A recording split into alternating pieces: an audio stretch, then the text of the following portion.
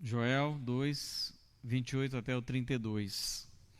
Nós vamos fazer a leitura desse texto, para em seguida nós iniciarmos essa jornada pelo entendimento sobre o Espírito Santo. Vamos ler, eu quero pedir que você fique de pé, para nós lermos juntos. Eu queria que você lesse junto comigo esse texto, todos nós pudéssemos ler ao mesmo tempo. Joel 2, 28 a 32. Podemos? Vamos ler. E acontecerá depois disso que derramarei o meu espírito sobre toda a humanidade. Os filhos e as filhas de vocês profetizarão, os seus velhos sonharão e os seus jovens terão visões. Até sobre os servos e sobre as servas derramarei o meu espírito naqueles dias. Mostrarei prodígios no céu e na terra, sangue, fogo e colunas de fumaça. O céu se transformará em trevas e a lua em sangue, antes que venha o grande e terrível dia do Senhor. E acontecerá que todo aquele que invocar o nome do Senhor será salvo, porque no monte Sião e em Jerusalém estarão os que forem salvos, como o Senhor prometeu, e entre os sobreviventes, aqueles que o Senhor chamar. Deus, eu quero rogar ao Senhor que nos acompanhe nesse tempo. Nosso objetivo é muito claro, é que a gente compreenda quem é o Espírito Santo e a importância que tem para a igreja e para a nossa vida pessoal, entender, compreender quem é essa pessoa que às vezes é tão escanteada e tão pouco falada em igrejas. Que o Senhor nos abençoe e que seja para nós não apenas um aprendizado intelectual, mas que seja uma oportunização de transformação de vida. É a nossa oração em nome de Jesus. Amém.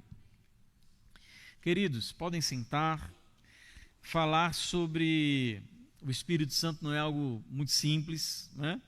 A doutrina do Espírito Santo é uma doutrina bem complexa, e eu, na verdade, quando comecei a preparar esse esboço, eu me senti mais um professor de teologia sistemática do que um pastor para pregar num culto. Então tive que refazer o esboço, eu tirei muitas coisas, deixei aquilo que é essencial, mas o que é essencial ainda é muito. Por isso eu quero compartilhar nos grupos, né, o PDF desse sermão, para que os irmãos possam ter a oportunidade de, em casa, estudarem, lerem os textos que nós não vamos poder ler aqui com os amados.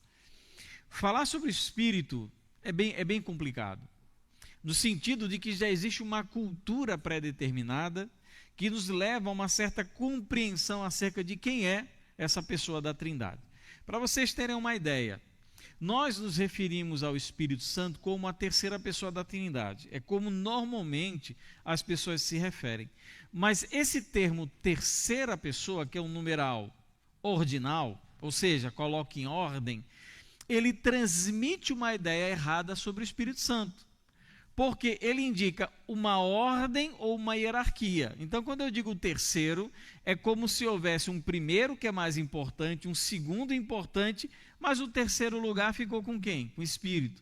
Então, quando eu digo terceira pessoa, parece que é uma pessoa menor, uma pessoa menos importante, ou aquela que vem depois. E isso não reflete o ensino bíblico sobre o Espírito Santo. Na verdade, você pensar dessa maneira é bem equivocado, inclusive no que diz respeito à primeira menção do Espírito Santo. Quando nós lemos o livro de Gênesis, no capítulo 1, lá no início, o que é que fala? Do princípio criou Deus os céus e a terra estava sem forma e vazia, e o Espírito de Deus pairava sobre a face das águas. Quer dizer, a primeira pessoa da Trindade a ser nominalmente citada não é nem o Pai e nem o Filho, é o Espírito. Então, daí nós vemos a dificuldade que nós temos em compreender o Espírito. E quando eu pensei num tema, eu pensei nesse tema, igreja, a comunidade do Espírito, sabendo que a comunidade do Espírito é a Trindade. Em termos essenciais, existenciais, divinos, A comunidade do Espírito é o Pai e o Filho. Mas eu quis colocar esse nome para enfatizar com vocês a necessidade que nós temos de compreender que o Espírito, ele age dentro da vida do cristão individual e dentro da comunidade. Então, a igreja é um espaço da ação do Espírito. Por isso, esse termo que nós estamos estudando, essa série, chamada Igreja, a Comunidade do Espírito. E por que é importante falar sobre esse tema? Primeiro, queridos, para evitar extremos. Parece que quando a gente está tratando sobre esse tema, a gente fica logo com medo de virar pentecostal, né? É um medo que, sinceramente, eu não tenho, dada a minha reflexão bíblica, histórica, sobre o movimento pentecostal e sobre a própria Escritura. Então, eu não tenho esse medo. Falar sobre o Espírito é coisa de pentecostal. Lé do engano. Grandes homens da igreja, grandes doutores da igreja, os grandes reformadores e outros puritanos, eles falavam muito sobre o Espírito Santo. Então, nós queremos evitar os extremos. Que extremos são esses? Primeiro é o extremo do pentecostalismo. Para mim é um extremo. Existe uma série de interpretações e compreensões profundamente equivocadas sobre o Espírito dentro do pentecostalismo. Mas também eu quero evitar o extremo do tradicionalismo, daquela visão de que as coisas funcionam à parte e até mesmo sem a necessidade da intervenção do Espírito. E o que eu quero nisso tudo não é encontrar um meio termo, metade pentecostal e metade tradicional. É como se eu tivesse que encontrar ali o peso que, equilibrasse os dois lados da balança. Na verdade, eu não quero encontrar um meio termo. O que eu quero, aí, o propósito, é construir uma convicção bíblica sobre quem é o Espírito e qual é a obra que o Espírito realiza. Independente de ser pentecostal ou tradicionalista, de que temos esses extremos, o que eu não quero não é, eu preciso aprender com o pentecostalismo, eu preciso aprender com o tradicionalismo, eu pego o melhor do pentecostalismo, o melhor do tradicionalismo, eu junto tudo na minha convicção sobre o Espírito. O que eu quero é a Bíblia. O que eu quero é uma reflexão bíblica sobre quem é o Espírito. Então, o que eu quero é ser verdadeiramente bíblico acerca da pessoa do Espírito Santo. E, diante disso, existem alguns equívocos muito comuns no que diz respeito ao Espírito Santo. Talvez um dos equívocos muito comuns e muito modernos sobre a pessoa do Espírito é atribuir ao Espírito Santo aquilo que é puramente emocional e mental. Então, o Espírito trabalha onde? Na emoção. É como se o Espírito não trabalhasse no intelecto. É como se ele não trabalhasse na vontade. É como se ele não trabalhasse na inteligência. Essa semana eu ouvi uma dessas cantoras gospel falando, não, porque eu estava numa oração e eu senti que o Espírito me levou a produzir determinados sons. Som, qualquer coisa. E a gente considera isso, essa vontade de produzir sons ininteligíveis, incompreensíveis como a ação do Espírito. Não necessariamente. Então, existe uma tendência hoje, principalmente dentro daqueles meios mais pentecostais, de atribuir ao Espírito Santo tudo que é emocional e tudo que é mental. Então, se a pessoa está ouvindo uma voz, isso é o Espírito. Pode ser uma esquizofrenia, pode ser uma paranoia também. Então, mas a gente tem essa tendência de fazer esse tipo de atribuição. E nisso, nessa visão, vão se enquadrar grande parte do movimento pentecostal, se enquadra dentro dessa visão, que a ação do Espírito ela é emocional, e quase a totalidade, a totalidade do movimento neopentecostal, que eu nem considero cristão genuíno. Então nós temos essas pessoas, dentro do tradicionalismo dentro do pentecostalismo mais tradicional, que vem a ação do Espírito nessa questão da emoção, do aspecto das compulsões mentais, chegando ao nível dos neopentecostais, que são coisas assim indizíveis, incompreensíveis e ridículas do ponto de vista bíblico e até mesmo humano. Também tem outra questão, outro equívoco no ensino sobre o Espírito, é aquilo que eu chamo de dependência paralisante do Espírito Santo.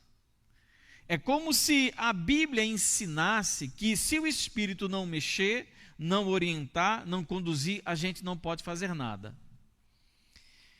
Quer dizer, a gente fica aguardando um impulsionamento do Espírito para fazer aquilo que nós já somos exortados pela Bíblia a fazer.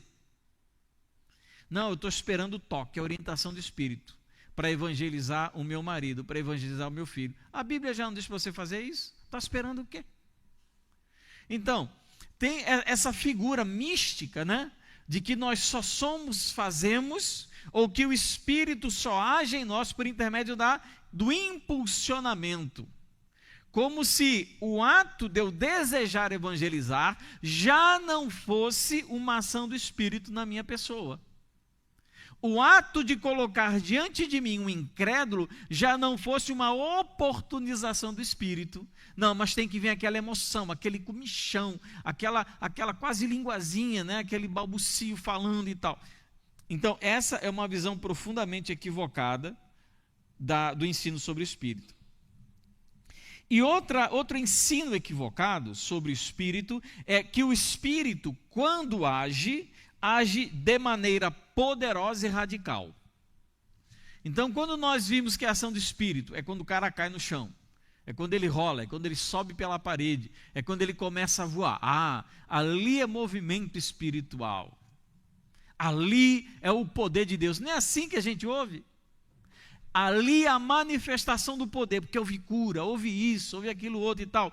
E quando essas manifestações não ocorrem, nós não acreditamos que de fato há um mover do Espírito Santo.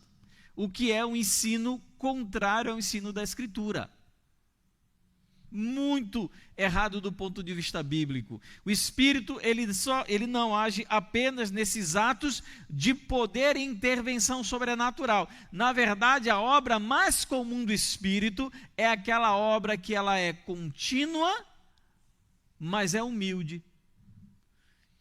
A gente vê a conversão de Paulo. Lembra a conversão de Saulo a caminho de Damasco? Apareceu uma luz do céu, ele caiu, ficou cego, recebeu uma revelação do Senhor. Isso é a manifestação do Espírito. E os milhões de pessoas no Novo Testamento se converteram sem ter essa experiência. Então, o Espírito age não apenas dessa maneira espetacular. Ele age também nas pequenas coisas da nossa vida. Quando a sua mulher exorta você sobre um pecado que você tem, quando o seu marido exorta você de um erro que você está cometendo, quando o seu filho ele fala sobre algo que você tem que mudar, é o Espírito também agindo. Então nós temos essa visão de que o Espírito ele age, quando ele age, é arrombando tudo, é derrubando as coisas, é tirando tudo do lugar. Não é assim. Tá certo? Não é assim. Lembra de Elias na caverna? Veio o terremoto, veio a coluna de fogo. Onde é que Deus estava? No cício suave, no vento calmo, no silêncio. Mas o Espírito Santo, ele age em todo momento da vida do cristão, mesmo que seja um mover silencioso. E durante a história da igreja, e até mesmo hoje, nós tivemos algumas concepções equivocadas sobre quem era o Espírito Santo. Nós hoje acreditamos, nós como crentes batistas, e claro, as igrejas evangélicas cristãs de verdade, as igrejas que não proclamam a fé trinitária, Pai, Filho e Espírito, elas não são igrejas cristãs, tá certo? Mas durante a história da igreja, nós temos aí dois movimentos, praticamente, que iam contra a noção que nós temos hoje da Trindade. O primeiro eram aqueles movimentos que negavam a personalidade do Espírito. O que era isso? Eles diziam que o Espírito não era uma pessoa. Como Pai e como Filho, são pessoas distintas. E alguns movimentos da história da igreja acreditavam que o Espírito não era uma pessoa, mas era um tipo de força ou um tipo de influência divina. Nós temos o monarquianismo ou adocionismo nos séculos 2 e 3, o arianismo no século 4, o socianismo no século 16 e século 17 e o unitarismo ou unitarianismo no século 18 e século 19. Então, esses movimentos, eles negavam que o Espírito Santo fosse uma pessoa. Seitas, né? Heresias. Outros, eles negavam ou deturpavam a Trindade. Eles acreditavam em 3 pessoas, mas não necessariamente 3 pessoas distintas. Por exemplo, um movimento que ficou muito conhecido lá do século III, o chamado sabelianismo, ou como alguns chamam de modalismo, eles negavam a Trindade. E pasmem, é a crença mais comum que as pessoas hoje têm sobre a Trindade. Muitos entendem a Trindade da maneira de Sabélio, chamado modalismo, que é uma heresia, sem saber. Vou explicar. Vou dizer como é que é essa crença, vamos ver se você acredita assim. Tomara que não. Sabélio acreditava o seguinte, que quando nós olhamos para o Antigo Testamento, Deus, ele se revela como Pai Criador. No Novo Testamento, nós vemos Deus se revelando como Jesus, o Cristo. E a partir da morte e ressurreição de Jesus, nós vemos Deus se manifestando através do Espírito. Isso é uma heresia chamada sabelianismo. É como se fosse uma unidade. Não existem 3 pessoas, mas uma pessoa só que se revela de 3 maneiras diferentes. Isso é uma heresia. Não sei se você pensa assim, tomara que não. Se você pensa, dispense. Pronto. Então, nós tínhamos o sabelianismo ou modalismo, que era no século III, e o macedonianismo, século IV, que também não entendia que o Espírito era uma pessoa independente do Pai e do Filho. E na atualidade, nós temos 2 grupos principais que são contrários à ideia que nós cristãos defendemos sobre a Trindade, que é o mormonismo, que é uma seita politeísta, já que o mormonismo acredita que existem vários deuses. O Pai, o Filho e o Espírito Santo são 3 deuses diferentes. Isso, claro, é uma heresia. Então, o Espírito Santo é um Deus distinto do Pai e do Filho. Nós defendemos que existe um Deus que subsiste em 3 pessoas, Pai, Filho e Espírito. Eles dizem que existem 3 deuses diferentes. Na verdade, dentro da teologia mórmon, existem milhares de deuses. Inclusive, os mormons acreditam que eles, no futuro, se tornarão também deuses. E outro também muito comum, que negam a Trindade, são os testemunhas de Jeová, para quem o Espírito Santo não é uma pessoa, mas é uma força. Eles não acreditam na personalidade ou pessoalidade do Espírito Santo. Então, essas são concepções que nós precisamos rejeitar por completo. Não é a nossa crença, não é a nossa fé. Nós não acreditamos nessas doutrinas defendidas por mormonismo, pelo testemunho de Jeová. Nós não acreditamos e não defendemos. Mas quem é para nós o Espírito Santo então? Qual é a visão que nós, crentes, devemos ter sobre o Espírito? A Confissão de Fé Batista de Londres, escrita em 1689, no capítulo 2, de Deus e da Santíssima Trindade, faz uma definição muito ortodoxa e muito correta sobre a pessoa de Deus, a pessoa da Trindade e especificamente sobre o Espírito Santo. Diz assim a Confissão de Fé Batista de Londres, de 1689, abre aspas: em seu ser divino e infinito há 3 subsistências: o Pai, a Palavra ou o Filho e o Espírito Santo, de uma só substância, poder e eternidade, cada um possuindo completa essência divina, e ainda assim a essência é indivisível. O Pai de ninguém é gerado nem procedente. O Filho é eternamente gerado do Pai. O Espírito Santo é procedente do Pai e do Filho, todos infinitos e sem princípio de existência. Portanto, um só Deus, que não deve ser dividido em seu ser ou natureza, mas sim distinguido pelas diversas propriedades peculiares e relativas e relações pessoais. Esta doutrina da Trindade é o fundamento de toda a nossa comunhão com Deus e confortável dependência dele. Então, se você quer compreender bem o Espírito Santo, eu convido você a ler a Declaração de Fé Batista de Londres. Lá vai estar bem explicado e defendido aquilo que nós acreditamos sobre o Espírito. Nós falamos muito sobre o Pai, falamos muito sobre o Filho, mas nós falamos muito pouco sobre o Espírito Santo. E nós queremos então, agora de uma maneira muito breve, eu vou chamar a atenção para alguns textos, né? E como eu falei, eu vou compartilhar o esboço para que os irmãos possam ler os textos em casa, já que nós não vamos ter tempo de fazê-lo.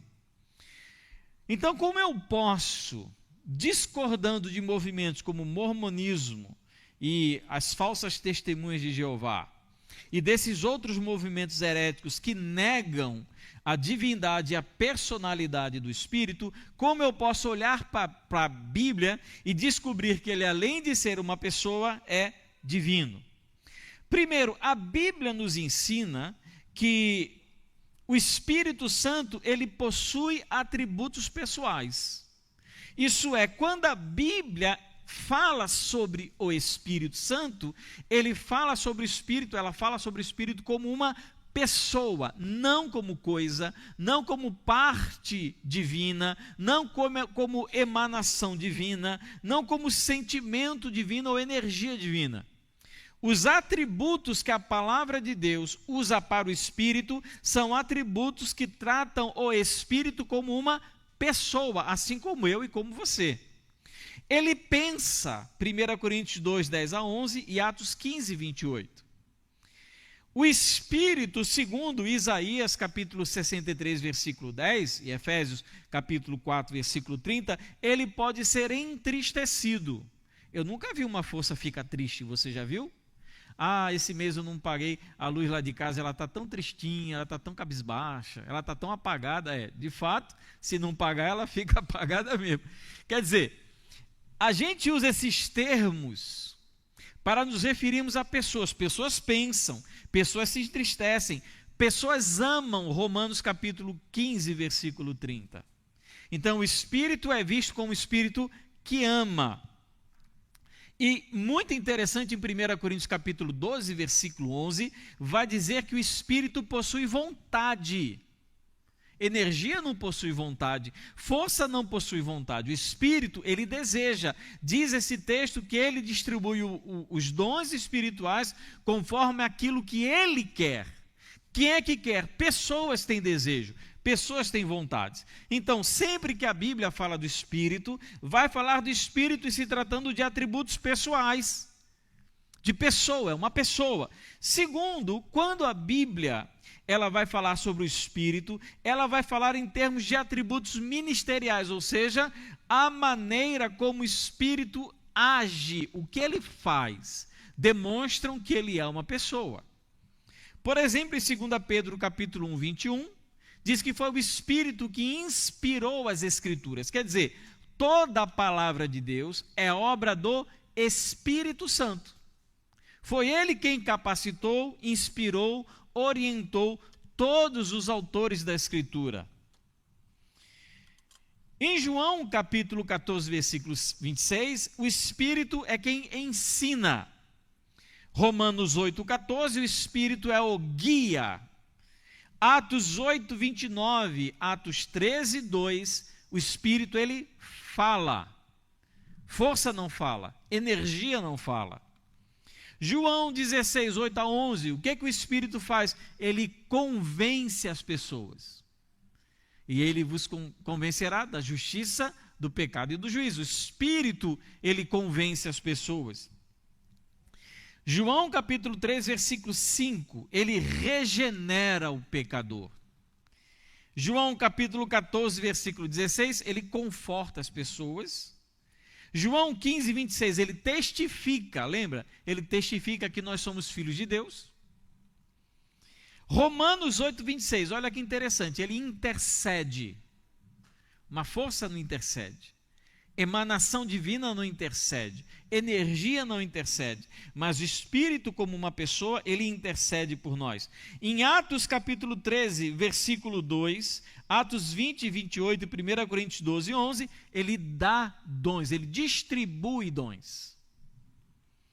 E por fim, em Jó capítulo 33, versículo 4, o que ele faz? Ele cria. Então, essas são as ações, ou parte das ações ministeriais do Espírito Santo em favor das pessoas. São atributos extremamente pessoais. Não são manifestações de algum tipo de energia ou força impessoal, mas são coisas que pessoas fazem. E além de tudo, quando nós olhamos para a Escritura e pesquisamos sobre o Espírito, nós descobrimos que a divindade do Espírito é atestada pela própria Escritura. Quer dizer, além dele ser uma pessoa, é uma pessoa que tem a particularidade de compor a Trindade, a divindade. Onde nós vemos isso? Em Atos 5, 3 a 4 e versículo 9, 1 Coríntios 3, 16, Efésios 2, 22, 2 Coríntios 3, 17, o Espírito é chamado de Deus. Então isso deveria dirimir qualquer dúvida de que o Espírito, além de ser pessoa, pessoa divina. Ele é chamado de Deus na Escritura. Além disso, em Mateus 28, 19, 1 João 5, 7, 2 Coríntios 13, 14, nós encontramos a associação do Espírito com o Pai e o Filho na mesma igualdade. Como nós somos orientados a batizar as pessoas? Em nome do Pai, do Filho e do Espírito. Eles estão no mesmo nível de igualdade.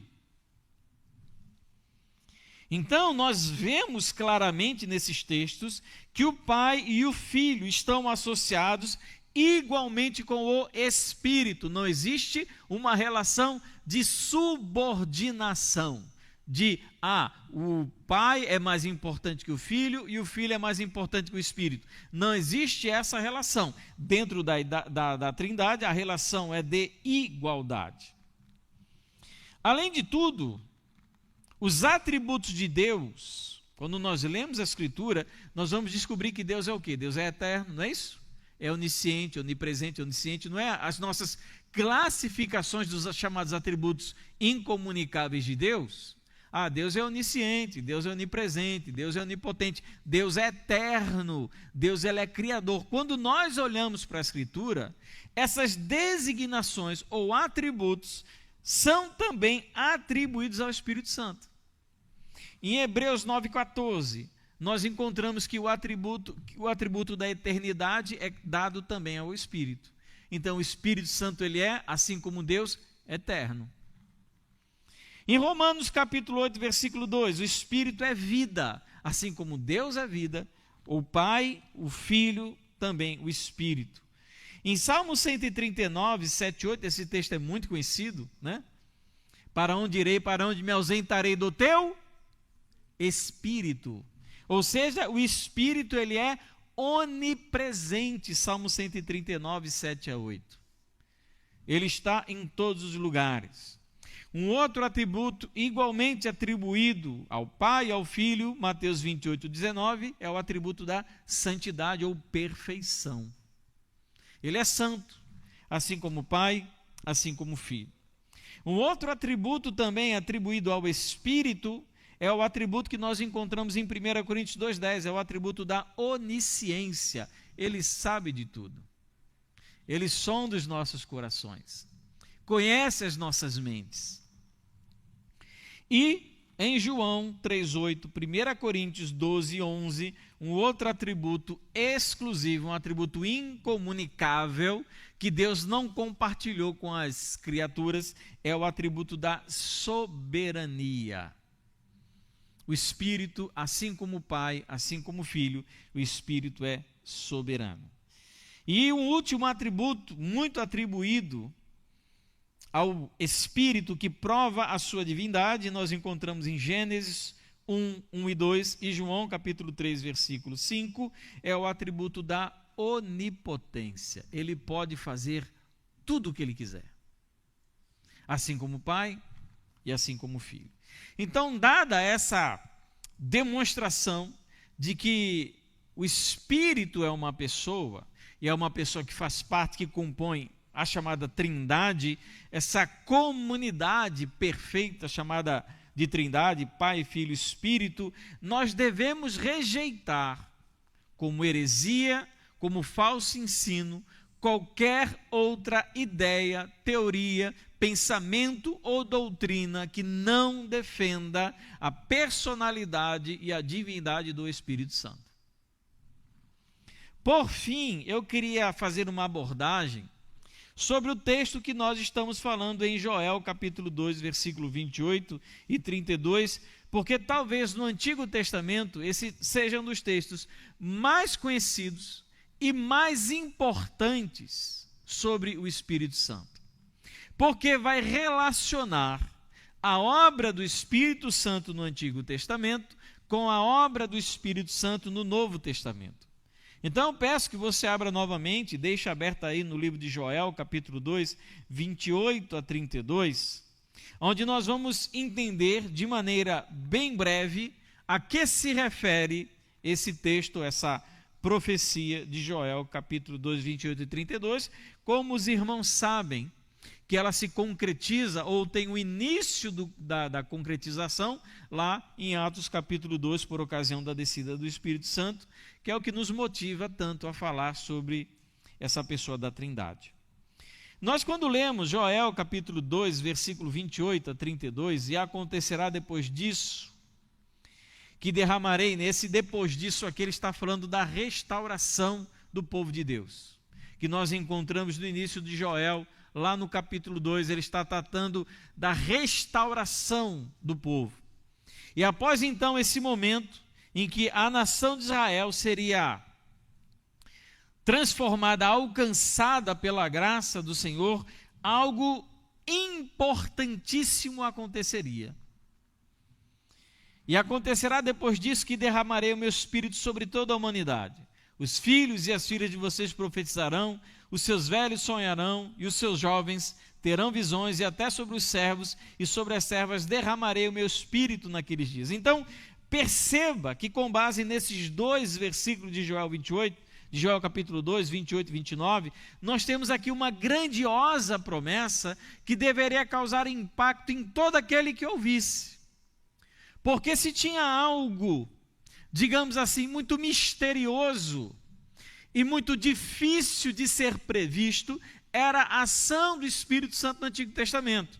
Eu não vou entrar em grandes detalhes sobre a ação do Espírito, talvez em outra oportunidade a gente possa tratar especificamente sobre a ação do Espírito no Antigo Testamento. Mas além do Espírito Santo no Antigo Testamento garantir a regeneração dos fiéis, além disso, ele agia de maneira específica e especial na vida de algumas pessoas, como por exemplo Sansão. Quando Sansão recebia o Espírito, sai de perto. Inclusive, o pessoal mostra a Sansão como um cara alto, forte, parrudo. Eu acho que Sansão era tipo eu, baixinho e gordinho. Porque o atributo da força de Sansão não era pela capacidade muscular dele, mas pela presença do Espírito. Estou brincando, viu? Talvez Sansão não fosse, talvez de fato ele fosse mais alto do que eu, que não é muito difícil, e mais forte também. Mas a gente via que o Espírito, ele trabalhava de uma maneira especial, apenas em algumas pessoas, especificamente os profetas. Porque os profetas é que tinham visões, os profetas é que profetizavam, eles que sonhavam. E era algo extremamente raro, eram homens especiais, eram situações muito específicas.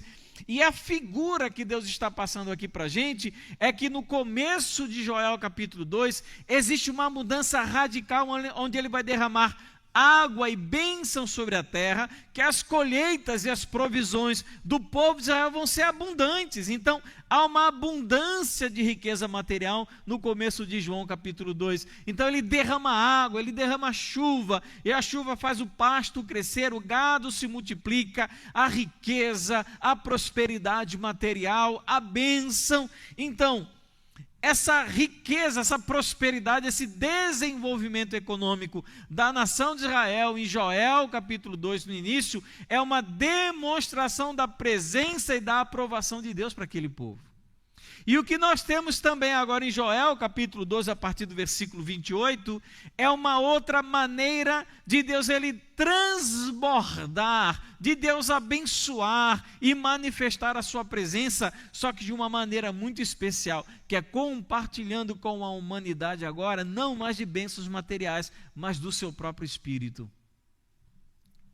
Então veja como isso é grandioso, como isso é impressionante, porque aquela manifestação que era exclusiva para determinadas pessoas e determinadas ações, agora se estenderá por todas as pessoas. Obviamente aí não é todo pecador, mas o povo dele. Então veja só, existe uma grande promessa. Deus ele diz que fará isso no tempo vindouro. É uma determinação que ela não é humana, mas é divina. É Deus que está dizendo, eu derramarei, eu concederei, eu darei. Assim como eu derramei água sobre a nação de Israel e produziu colheita e trouxe bênção e trouxe a livre prosperidade, eu vou derramar o meu espírito sobre toda a carne.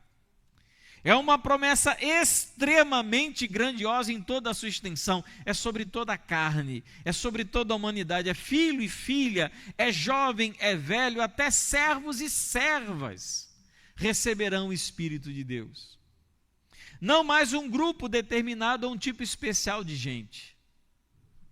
Não mais uma elite, como eram os reis, ou os sacerdotes, ou os artesãos do tabernáculo.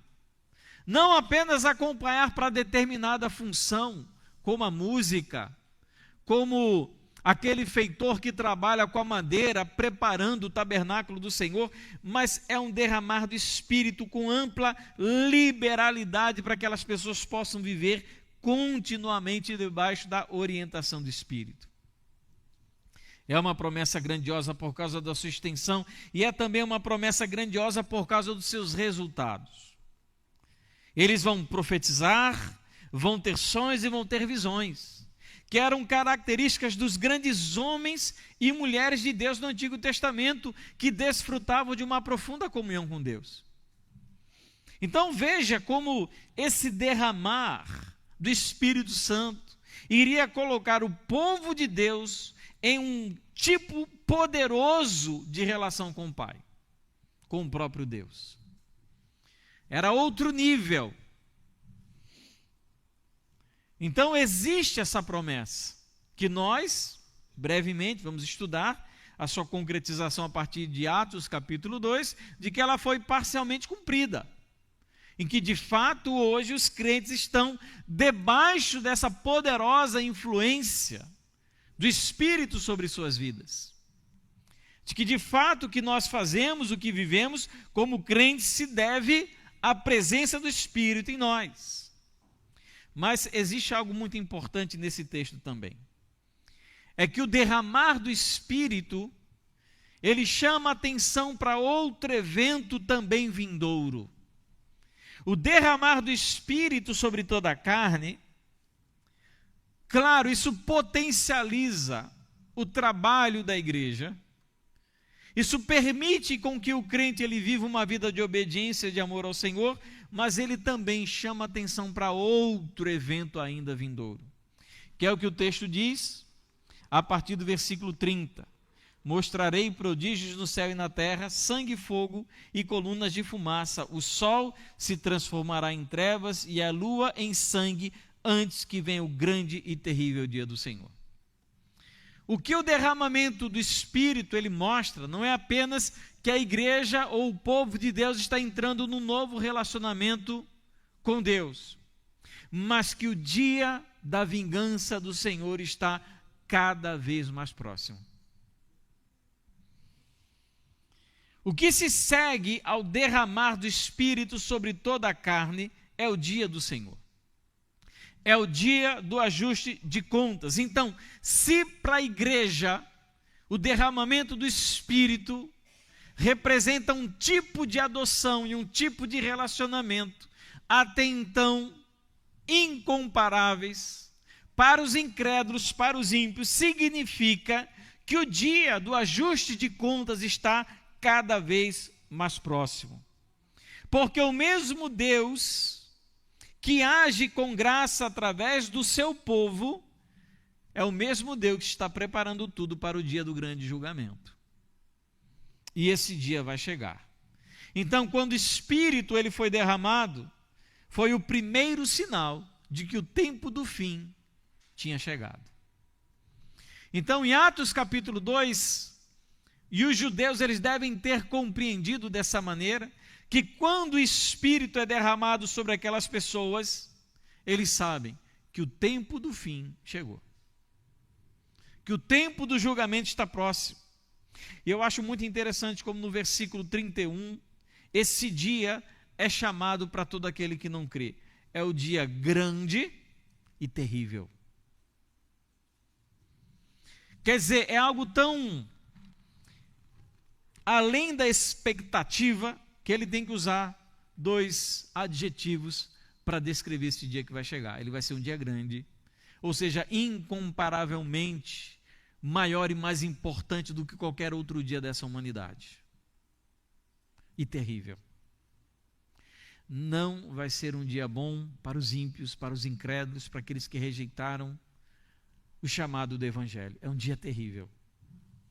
É um dia tão terrível que diz a palavra que os ímpios vão se esconder nas cavernas e pedir que os montes se lancem sobre eles, para que eles se escondam da ira do Cordeiro. Quando o Espírito é derramado sobre a igreja, esse dia é marcado. A partir dali começou o cronômetro do fim dos tempos.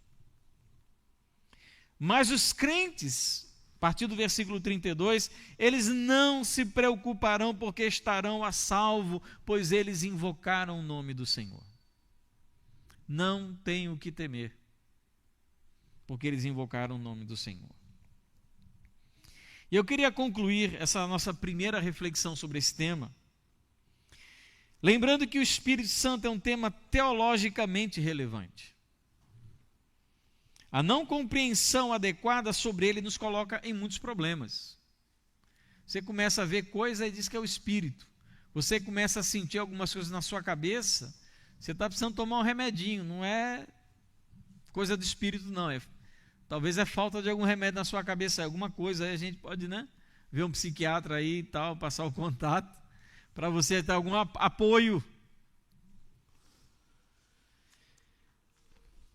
Se nós não compreendermos adequadamente quem é o Espírito e o que ele faz, isso vai nos colocar em muitos problemas. Mas ele também possui uma importância crucial na vida da igreja e na vida dos cristãos. Onde estão em nossa vida e na vida da igreja as evidências da presença real do Espírito Santo? Você consegue perceber na sua vida um tipo de poder que o Espírito concede ao cristão? Você vê isso em você? Consegue perceber de alguma maneira que ele está agindo? Ah, pastor, mas quais são essas evidências? Gálatas fala muito sobre isso, os frutos do Espírito. E nós vamos com certeza entrar nesse texto também.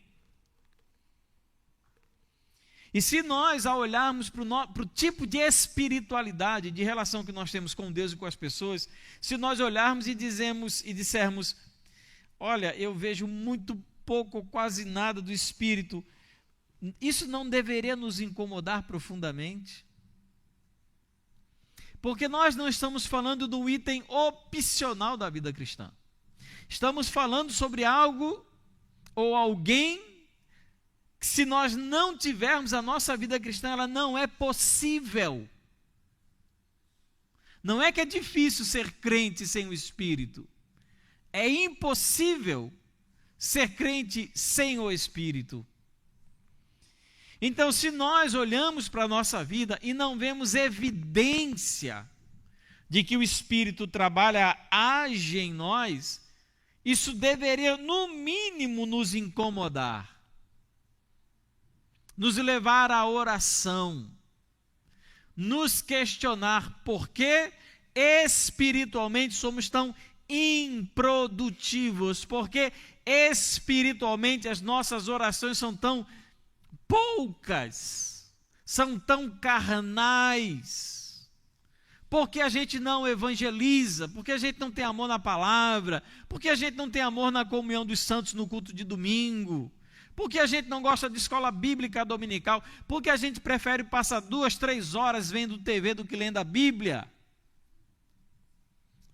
Será que isso é evidência do Espírito, irmãos? Será que esse tipo de atitude, comportamento, essa falta de entusiasmo com as coisas divinas, não é de fato uma manifestação de uma alma que está tão envolvida com o pecado, que o espírito está profundamente contristado? Inclusive essa palavra entusiasmado, o Dr. Shedd gostava muito de citar isso, né? Entusiasmado, em teós. Teós é Deus no grego. Então, quando você fala, eu estou entusiasmado, eu estou com Deus dentro de mim. Estou cheio de Deus. Talvez a nossa falta de entusiasmo seja a falta de Jesus na nossa vida, falta do Espírito. Então, nós deveríamos, nesse caso, em que nós olhamos para a Bíblia, para a promessa do derramamento do Espírito, para a presença do Espírito, o que Ele pode fazer e como Ele pode nos conduzir, nos guiar a resolver boas partes dos embrólios, problemas e dificuldades nas quais nós nos metemos. O Espírito é o nosso guia nessas coisas. Talvez seja o caso de nós lembrarmos a oração que nós somos estimulados a fazer em Lucas capítulo 11, 9 a 13. Você anota aí para você ler em casa, é um texto que todo mundo lê errado, pensa errado, fala errado, entende errado. Diz assim o texto: por isso digo a vocês, peçam e lhes será dado, busquem e acharão, batam e a porta será aberta para vocês. Aí a gente para a leitura aqui. Eu preciso de um trabalho. E eu vou fazer o quê? Vou orar até conseguir um trabalho. Eu quero casar. As portas estão fechadas, o noivo ainda não conseguiu comprar casa, não? Jesus, fala. Então eu vou orar até Deus desenrolar esse negócio. Eu não estou dizendo, meu irmão, que você não possa orar por isso. Deve. A Bíblia diz que todas as nossas ansiedades devem ser lançadas diante do Senhor, independente de quais sejam. Uma vez minha mãe, ela disse, ela ligou para mim, eu era solteiro ainda na época, eu dei um cachorrinho de presente para ela. Eu lembrava aquele cachorrinho do Máscara. Eu não sei se meu amor chegou a conhecer não. Tanto que o nome do cachorro era Milo, que era o mesmo nome do cachorro do Máscara. Ela amava o cachorrinho e ele adoeceu. E ela ligou para mim chorando, perguntando se era pecado ela orar pelo cachorro. Disse, irmã, pode orar, mãe, não tem problema nenhum não. E se a gente tem essa disposição, mas veja só, pois todo o que pede recebe, o que busca encontra, e a quem bate a porta será aberta. Quem de vocês, sendo pai, daria uma cobra ao filho que lhe pede um peixe, ou daria um escorpião ao filho que lhe pede um ovo? E a gente para aqui. Mas a gente precisa ler até o versículo 13. Ora, se vocês que são maus sabem dar boas coisas aos seus filhos, quanto mais o Pai Celeste vos dará o Espírito Santo ao que lhe pedirem.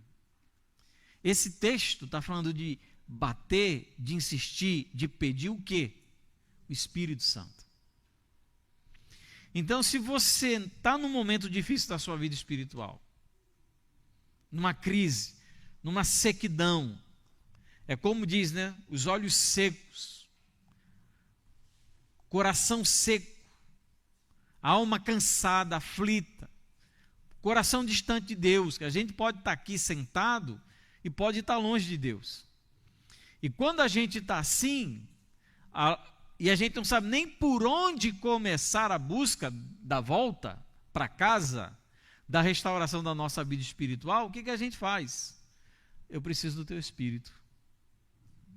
Eu preciso, eu não consigo. E eu preciso que o Espírito do Senhor me guie pela saída desse imenso labirinto onde eu estou. Peça ao Espírito que ele lhe será concedido. É o que o texto está dizendo.